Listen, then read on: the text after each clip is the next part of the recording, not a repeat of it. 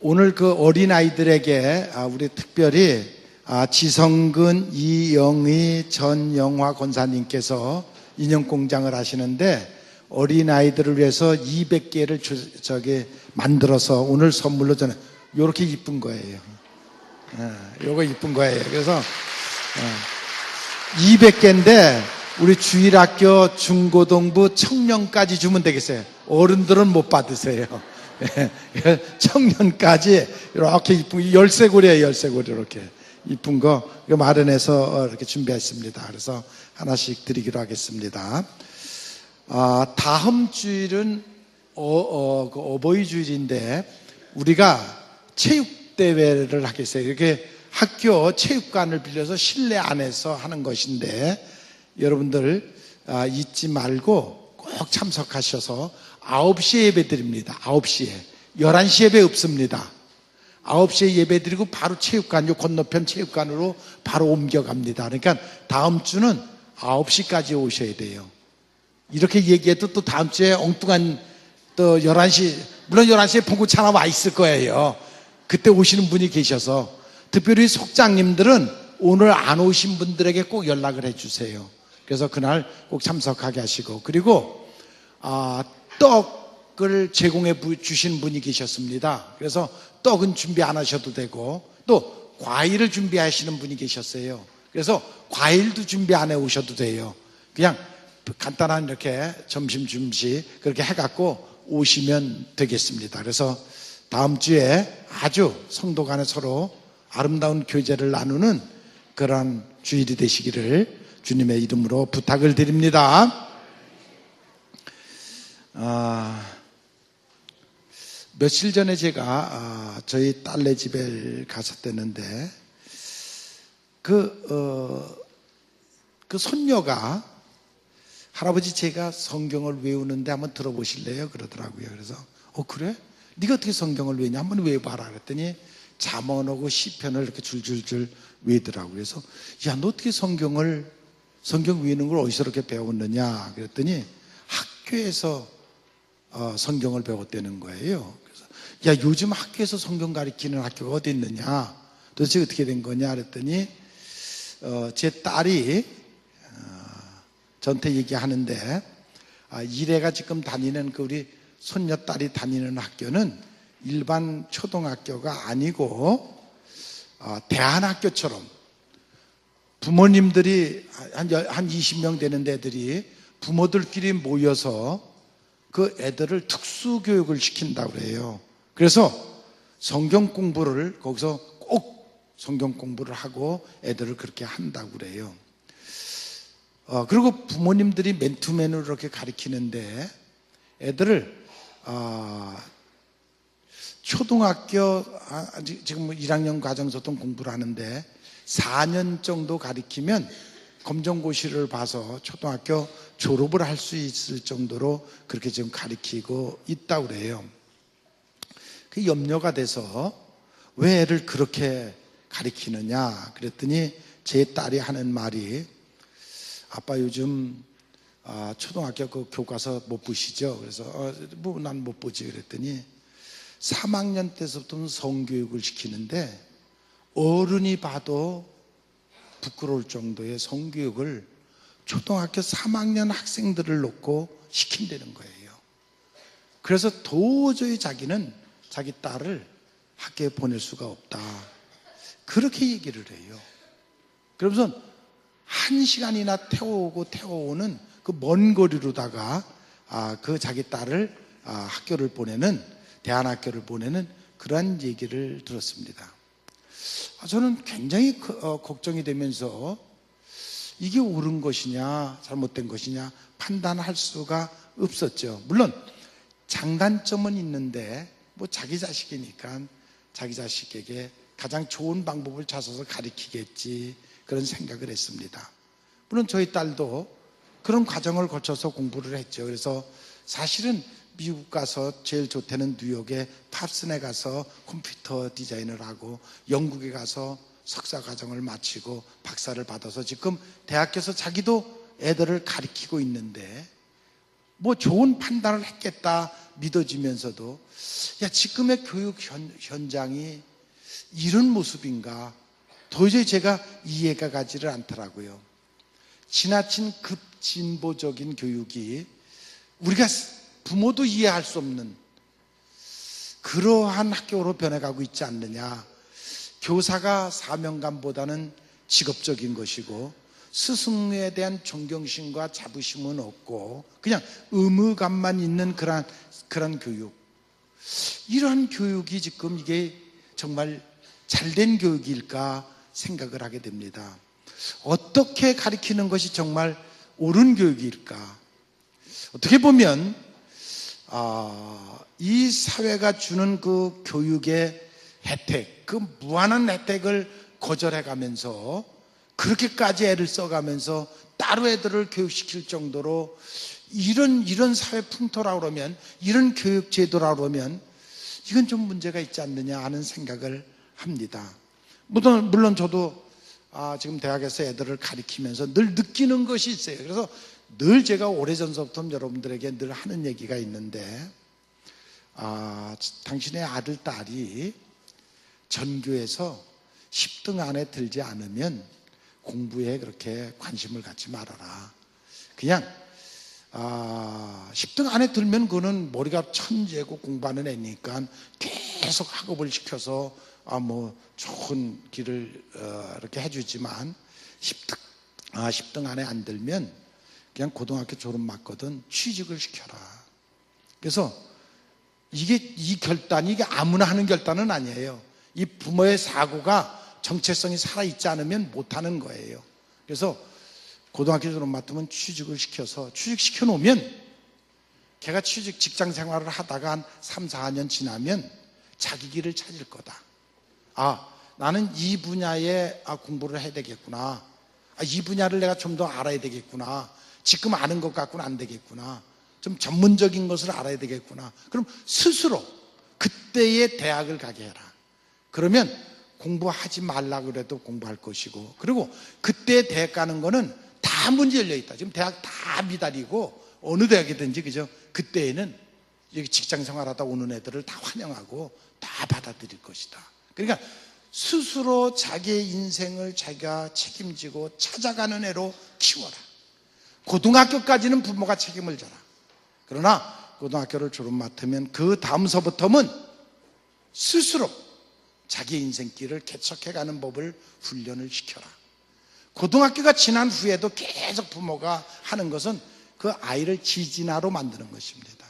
그것은 지혜로운 것이 절대로 아닙니다. 때로는 실패를 하고 좀 어리석어 보여도 내버려 두고 자기 스스로 자기의 인생길을 판단해 가는 어린아이로 키워라.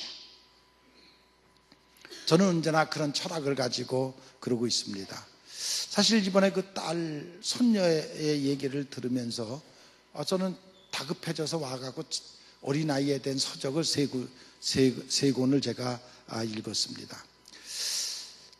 내가 자란 세대하고 지금 어린아이 세대는 너무 사고 자체가 워낙 다르기 때문에, 차이점이 너무 크기 때문에 어떻게 하는 것인지, 저는 솔직히 그 어린아이를 가리키는 엄마의 세대도 잘 이해가 안 돼요. 제가 볼 때는 아무런 철학이 없어요. 그런 느낌을 제가 받아요.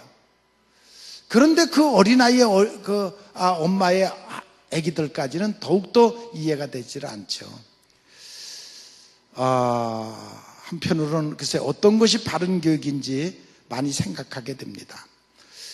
오늘 어린아이에 대한 설교를 준비하면서도 굉장히 저한테는 부담이 돼요. 이것이 정말 이 시대에 맞는 설교인지 고민이 돼요. 그래서 정말 많이 고민을 했습니다. 왜 그러냐면 불행하게도 우리가 자라온 세대는 전쟁 이후 세대라 너무 가난했어요. 지금 북한의 모습을 보면 꼭 그런 모습이에요. 이번에 아프리카를 가보니까 우리 어렸을 때 자랄 때 굶어서 자라는 그 세대예요. 우리가 그렇게 자란 세대예요. 그런가 하면 지금 자라는 어린아이들은 차고 넘치는 세대예요. 부족함이 전혀 없는 세대예요. 우리는 외국으로부터 원조를 받아서 먹고 자랐던, 강냉이 먹고 자랐던 그 세대고, 오히려 지금은 많은 전 세계 가난한 나라를 도와주는 그러한 세대, 경제 10위권 안에 들어가는 그러한 세대를 사니까 너무 갭이 큰 거예요. 우리 세대와 지금 어린아이 세대가 너무 큰 거예요. 우리 세대는 5월달, 지금 5월달, 6월달이면 보릿고개입니다. 먹을 것이 없어서 풀뿌리 그런 걸 해먹고, 제가 오늘도 어린아이한테들 가서 이런 얘기를 했더니, 어린아이 예배 때 그 얘기를 했더니, 오늘 안수를 해달라고 해서 애들 안수하면서 그 얘기를 했더니, 풀뿌리 먹고 그랬더니 어떤 아이가 그러더라고요. 목사님 그거 불법이에요. 산에 가서 풀뿌리 그럼. 그렇죠, 맞죠. 그러니까 그런 사고를 가진 어린아이하고 저하고 이게 말이 되느냐고요. 에? 우리는 먹을 것이 없어 풀뿌리 먹었다니까 요즘 산에 가서 풀뿌리 먹으면 그거 불법이에요. 그러더라고요. 그렇게 배고프게 살았던 우리들, 그리고 지금 너무 배불러서 먹을 게 너무 흔해갖고 아무리 먹이려 해도 먹지 않는 그 아이들, 지금 그 풍요 속에 살아가는 그 아이들, 그러면서 내가 늘 걱정되는 거 있어요. 우리는 정말 배고파서 하나님을 찾았어요. 기도하면서 하나님을 찾았어요. 요즘 애들은 풍요롭기 때문에 하나님을 찾을 이유가 없어요. 아니, 하나님을 찾지를 않아요. 뭐 다 되는데, 부족한 게 없는데, 근데 왜 하나님을 찾겠어요, 애들이? 지금 그럼으로써 하나님과 멀어지고, 영적인 체험은 전혀 없고, 영적인 체험을 애들이 생각을 못하고, 이러한 세대를 우리가 살아가고 있습니다. 저는 어린애가 무슨 영적 체험을 하느냐, 제 딸은 제가 5살, 6살 때 영적 체험을 하는 모습을 봤습니다. 어린아이에게도 그것이 필요하다는 생각이 들어요. 웨슬레가 우리 감리교회를 만드신 분인데, 그분이 늘 4대 교리를 얘기를 했어요. 성서, 성경하고, 그리고 전통, 전해오는 그 전통하고, 그리고 이성, 그리고 무엇보다도 중요한 것은 체험적 신앙이다. 신앙은 체험이 있어야 돼요. 웨슬레는 그 체험적 신앙을 굉장히 강조를 했어요. 체험 없는 신앙은 성서의 전통과 이성을 무기력해 만드는 것이다. 그러니까 체험적 신앙이 있어야 된다. 교회 나오는 것만 가지고는 안 된다. 근데 지금 어때요? 지금 부모님들이 그냥 애들이 교회 나오는 것만도 감사하고, 나오기만 해도 다 된 줄로 알고, 그냥 어떻게 해도 교회 나오게만 하는 것으로 전부인 줄 아는데, 그것 가지고는 안 된다. 애들이 교회 나와서 영적 체험을 해야 된다. 영적 체험을 하지 않으면 걔들이 크면서 신앙을 계속 유지해 갈 수가 없다. 그래서 이 영적 체험, 이것이 어느 때보다도 중요하다.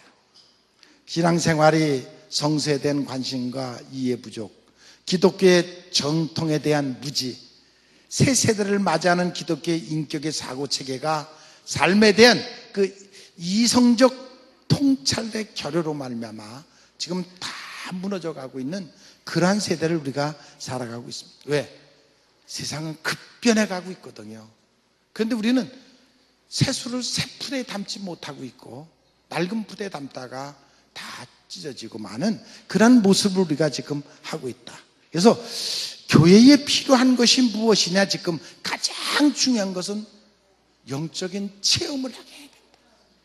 정말 기도하고, 그리고 성령의 체험을 해야 애들이 신앙을 끝까지 유지해 갈 수가 있다. 바울 사도도 길거리에서 예수님을 만나고 영적 체험을 했습니다. 성령의 강건한 능력이 바울 사도를 이끌었습니다. 그런 체험이 없이는 우리가 신앙생활, 교회 그냥 왔다 가는 것만으로 잘했다 하다 보면 계속 신앙을 유지할 수가 없다.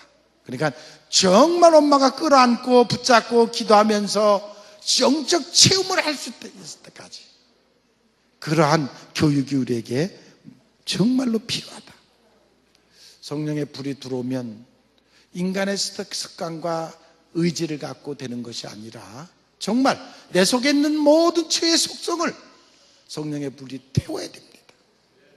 그래야 우리가 정말 그리스도 안에서 새로운 인생을 살아갈 수가 있습니다. 바울은 예수님의 목소리를 듣고 너는 이방인에게 가서 복음을 전하라는 사명을 받고 그때부터 바울의 인생이 완전히 변하는 그러한 모습을 봅니다.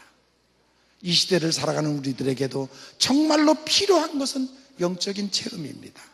그것이 정말로 중요하고 그것이 우리를 변화시킬 수가 있습니다. 부모가 변해야 됩니다. 선생님이 변해야 됩니다. 그래야 어린아이들에게 영적 체험을 시킬 수가 있습니다.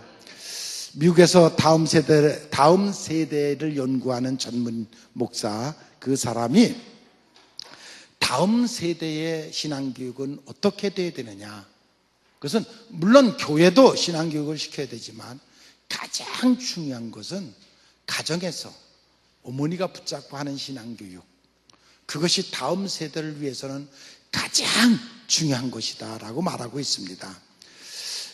건강한 부모, 그 밑에서 건강한 아이가, DNA가 부모를 이어가듯이 신앙도 마찬가지로 그렇게 이어갑니다. 나쁜 점, 좋은 점, 그 DNA를 통해서 닮아가듯이 부모의 그 성품을 애들이 닮아가는 것입니다.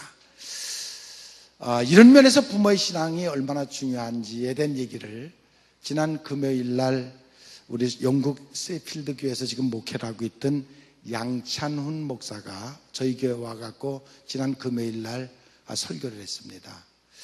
이 친구는 서울대학교, 그러니까 전국에서 시험 봤을 때 20등 안에 들었는데, 그런데 서울대학교 방송학과를 나오고, 그리고 이제 전도사가 돼갖고 영국에 가서 지금 공부하고 있으면서 목회를 하고 있는데, 이번에 안수를 받고 첫 번째 우리 교회에 와서 설교를 했습니다. 그가 그런 얘기를 해요. 영국 교회, 미국 교회, 한국 교회가 서서히 이렇게 퇴보하는 것은 그렇게 부흥하다가 퇴보하는 이유는 막 부흥할 때에 너나 할 것 없이 교회에 나와서 그냥 앉아있다 가는 교인들이 많았었댔다.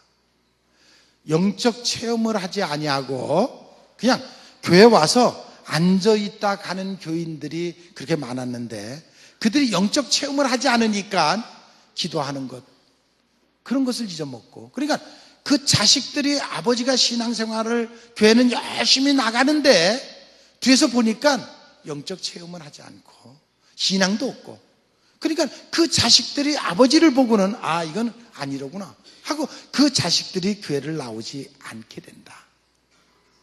이것이 지금 미국 교회, 영국 교회, 한국 교회의 큰 폐단이다, 그런 얘기를 해요. 그러면서 그 친구는 자기가 그 수능을 앞에다 놓고 일주일 동안 졸도하다시피 병원에 가서 입원해갖고 이번엔 틀렸구나, 이번에는 이제 시험 봐서는 안 되겠구나. 그런데 가서 비몽사몽간의 시험을 봤는데 자기가 그날 증거하는 것은 하나님이 자기에게 지혜와 능력을 주셔서 시험을 치렀는데 전국에서 20등 안에 들었다. 지금도 자기는 지혜는 하늘로부터 오는 것이다. 정말 자기를 믿고 좀 따라줘 봤으면 좋겠다. 수능을 앞에다 놓고도 하나님 앞에 나와서 기도하는 그런 어린아이들이 있어야 된다 하는 그런 간증을 했습니다. 자녀들이 부모의 신앙을 보면 부모가 정말 영적 체험을 했는지 안 했는지, 교회는 다니기는 하는데 그러한 모습을 어린아이들이 볼 수가 있다고 합니다. 파트쇼크라는 그 프로그램이라는 그 책을 보면은 아버지가 너는 나같이 되지 말라 하고 아들도 아버지 같이는 되지 말아야지 하면서도 어느 사이에 보면 아버지를 닮아갔더라. 응? 그것이 유전적으로 그렇게 닮아지더라 하는 것입니다. 이것이 어떻게 보면 대물림의 상처, 그런 상처라고 말하고 있는데 영적 세계도 마찬가지입니다. 영적 세계도. 미국의 가장 유명한 가문 조나다 그 에드워드라는 가장 8대가 예수를 잘 믿는 가문으로, 명문 가문으로 미국의 유명한 가문입니다. 그 가문에는 깊은 신앙심과 철저한 교육, 그리고 사랑의 분배를 늘 강조하면서 8대 이어서 그렇게 신앙생활을 잘하고 있다고 합니다. 정말 우리에게 가장 중요한 것이 무엇입니까? 신앙심이 있어야 되겠다. 하나님 앞에 구할 줄 알아야 되겠다. 하나님 앞에 지혜를 구하는 그러한 자녀들이 되어야 되겠다는 것입니다. 필요한 것을 구하면 주심하신 그 믿음을 가지고 하나님 앞에 구할 줄 아는, 기도할 줄 아는 그러한 자녀를 우리가 양육해야 되겠다라는 말입니다. 그 코이라는 물고기가 있는데, 이 코이라는 물고기는 조그만 병에다 담아 놓으면은 8cm부터 10cm까지 밖에 자라지 않는다고 그래요. 근데 큰 어항에다 담아 놓으면은 보통 25cm를 자란다고 그래요. 그런데 그것이 강으로 나가면 1m를 자란다고 그래요. 자기 환경에 따라서 이 고기는 그 성장의 조절을 하면서 자란다는 것입니다. 여러분들의 자녀들을 여러분들의 사고의 틀에 가둬서는 안 됩니다. 여러분들보다 훨씬 커야 됩니다. 스스로 클 수 있도록 만들어야 됩니다. 여러분의 사고의 틀에 꽉 그 병에 담아가지고 요렇게 키우려고 하다 보면 잘할 수가 없습니다. 하나님께 내 맡기는 훈련이 필요합니다. 하나님 맡아주세요. 글쎄, 책임지고 해주세요. 내가 하려고 하지 말고 하나님께 맡길 줄 아는 그런 신앙이, 그런 믿음이 여러분들에게 있기를 바랍니다. 오늘 성경을 보니까 예수님께 제자들이 제 천국에 가면 누가 큽니까? 그러니까 어린아이 같이 돼야 된다 하면서, 우선 천국에 들어가려면 어린아이 같은 마음을 가져야 된다. 즉 하나님을 잘 믿는 그런 마음이 있어야 된다. 시편 127편 3절에 보면 자식은 여호와의 주신 기업이요 자식은 상급이다. 세상은 심성도 강팍해져서 이제는 이 하나님의 말씀을 그냥 그대로 믿으려고 하는 믿음 있는 사람들이 보기 드문 세상입니다. 그냥 하나님의 말씀은 말씀이고 내 생각은 내 생각이고 그냥 글쎄 그게 도움이 될는지 모르겠다. 그런 생각을 가지고 신앙생활을 하는 사람들이 그렇게 살아가고 있습니다.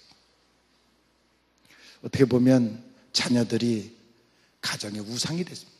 하나님보다도 더 중요한 우상이 되어가고 있습니다. 물론 사랑하고 잘 키워야 되죠. 그러나 그것이 우상으로 변했을 때 그 아이는 망가지고 맙니다.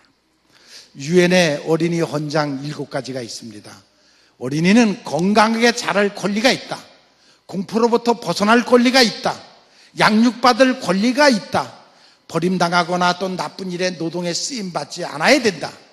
그리고 항상 환영받을 권리가 있다.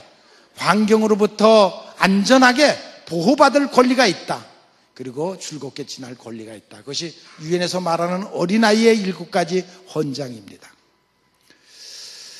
그러나 그 어린아이들이 이 헌장을 지나서 요즘은 그냥 자기가 못다한 인생에 그것을 채우려고 하는, 그러다 보니까 우상화시키는 그러한 어린아이로 잘못 양육받고 있다라는 것입니다. 어린아이의 인격 성장에 물론 부모가 책임을 져야 됩니다. 그 중에 첫 번째가 무엇이냐면 우리들에게는 신앙교육입니다. 여러분, 신앙교육이 얼마나 중요한가를 여러분들이 다시 한번 꼭 기억하시기를 바랍니다.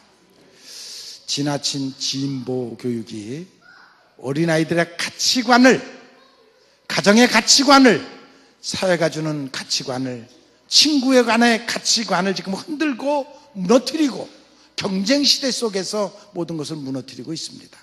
물론 예절은 일찌감치, 그건 옛날 얘기고 애들에게는 아무 관계가 없는 그러한 것이 되어버렸습니다. 요즘 애들이 학교에 가서 이렇게 있다가도 옆에 짝꿍이 기침하면 얼른 자리를 피해간대요. 코피 흘리면 도망간대요. 같이 공부하는 애들끼리 너 어느 아파트에 사느냐? 또 몇 평짜리 사느냐? 애들이 그러고 친구를 고른다 그래요. 이거 누가 만들었습니까? 어른들이 만들어 놓은 거예요. 어른들이 그렇게 가르쳐 놓은 거예요. 보수사회 영국에서 최초로 여성 수상이 된 마가렛 대처.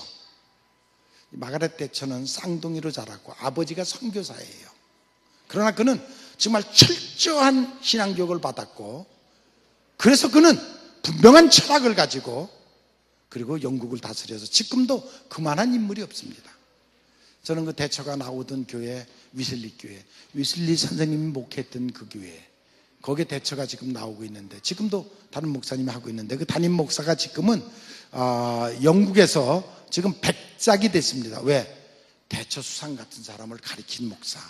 그래서 그 사람을 지금 백작으로 모셔서 지금 국회의원 하면서 그 백작을 하고 있는 그런 모습을 봅니다. 오늘 예수님께서 어린아이와 같이 되라는 말은 겸손하기 때문에, 신뢰를 하기 때문에, 순종하기 때문에 그런 속성을 가진 예수님 당시의 어린아이들이 그런 마음을 가져서 어린아이와 같이 되라. 근데 요즘은 어린아이가 그렇지 않은 것 같아요. 겸손한 것도 모르는 것 같아요. 아니, 가르치지도 않아요.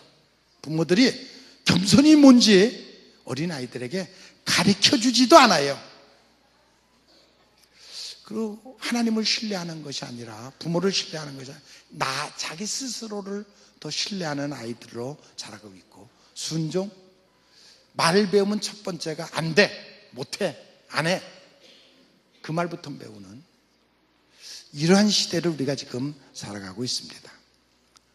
자, 어린아이들의 가치관, 영적으로 그들이 자라야 되는데 너무 주입식 교육으로, 또 헌신, 이런 것이 여기 지금 있는 부모님들 중에서 자기 자식을 너 헌신해라, 아마 그렇게 가르치는 부모들이 그래서 있을까 모르겠어요. 제가 그 미국에 갔을 때 하버드에 갔으니까 그 입학하는 학생들의 점수가 네가 고등학교 때 얼마나 헌신했느냐가 50%예요. 50%. 그때 벌써, 이게 얼마나 오래전 얘기입니까? 그때 벌써 너가 고등학교 때 어떤 활동을 했으며 얼마나 헌신적인 삶을 살았느냐, 그 점수가 50%예요. 우리도 뭔가 변해야 됩니다. 애들에게 헌신하는 법, 희생하는 법, 그것을 가르치는 그런 부모가 되어야 됩니다. 그래야 애들이 바른 인생을 살아갈 수가 있습니다. 부모의 지식이, 행위가 선악의 가치관을 개발시키는 최초의 훈련장이 된다는 사실을 부모는 꼭 알아야 됩니다. 무엇보다도 정말 하나님 두려워하는 법을 애들이 알아야 됩니다. 하나님 앞에 감사하는 법을 애들이 알아야 됩니다. 그래서 정말 유대인들 교육처럼 그러한 모습이 애들에게 있어야 됩니다. 우리가 세계 역사 속에서 두 가지 교육을 얘기한다 그러면 스파르타 교육하고 유대인 교육입니다. 스파르타 교육은 7살에 합숙훈련을 하면서 군사훈련을 받고 힘을 키우고 이기는 훈련을 받고 왕을 위해서 목숨을 바치는 훈련을 하고, 그래서 그 스파르타 교육을 시킵니다. 그런데 그들은 결국 그 교육은 멸망했습니다. 그리고 유대인 교육이 있습니다. 그 유대인들 교육은 비록 나라는 빼앗기고 예루살렘 성도 빼앗기고 떠돌아다니는 유랑민 생활을 하면서도 그들은 꼭 매일 아이들을 두고 율법을 가르쳤습니다. 하나님 섬기는 법을 가르쳐줬습니다. 그런데 지금 수천 년이 지난 지금도 유대인 교육은 살아있고, 지금도 교육하면 유대인 교육, 세계적인 교육, 그런 교육을 지금도 유대인들은 하고 있습니다. 그러나 그 강하게 키웠던, 육신의 강함을 키웠던 스파르타 교육은 이미 다 무너지고 없습니다.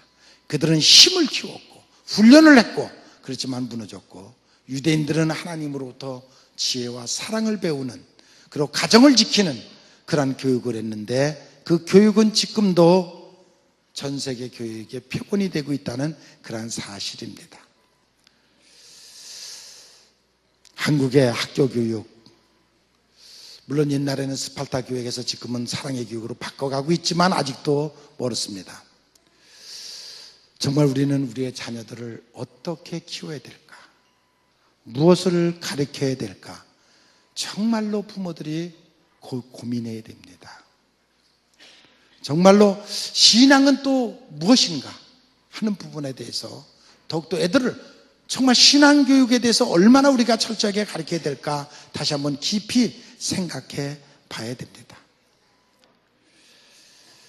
무엇보다도 그 어린아이를 교육하는 부모들이 체험적 신앙을 가져야 됩니다. 또 그 체험적 신앙을 자녀들에게 가르쳐줘야 됩니다. 그것만이 신앙을 지켜나갈 수가 있습니다.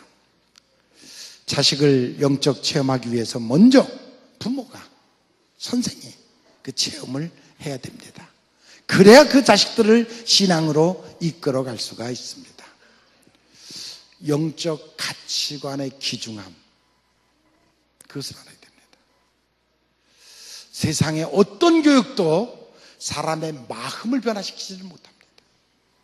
그러나 이 하나님의 말씀, 이것은 우리의 사람의 마음을 변화시킵니다.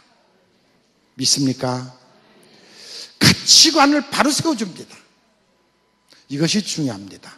그래서 여러분 모두에게 하나님이 맡겨주신 그 청지기 사명, 내게 맡겨주신 자식, 바로 지혜롭게 잘 가르쳐서 정말 하나님의 영광을 돌리는 그런 여러분들이 되시기를 주님의 이름으로